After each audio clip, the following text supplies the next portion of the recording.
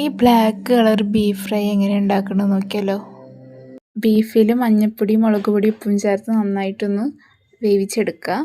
ഇതിൽ എണ്ണ ഒഴിച്ച് ഇഞ്ചി വെളുത്തുള്ളി ചതച്ചതിട്ട് നന്നായിട്ടൊന്ന് മൂപ്പിച്ചെടുക്കുക. സവാള പച്ചമുളക് ചേർത്ത് നന്നായിട്ടൊന്ന് വഴറ്റിയെടുക്കണം. സവാളയിൽ കുറച്ച് ഉപ്പും കൂടി ചേർത്ത് നന്നായിട്ട് സവാള വഴന്ന് കിട്ടുവേ.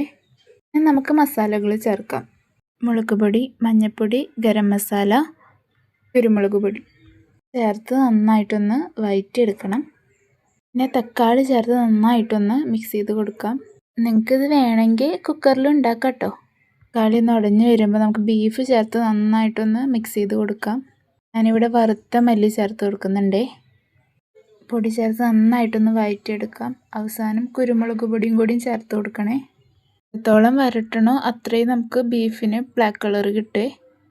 അപ്പോൾ ബ്ലാക്ക് ബീഫ് ഫ്രൈ ഇവിടെ റെഡി ആയിട്ടുണ്ട്. അപ്പോൾ നിങ്ങളെല്ലാവരും വീട്ടിൽ ട്രൈ ചെയ്ത് നോക്കുക. അടിപൊളി ടേസ്റ്റാണ്.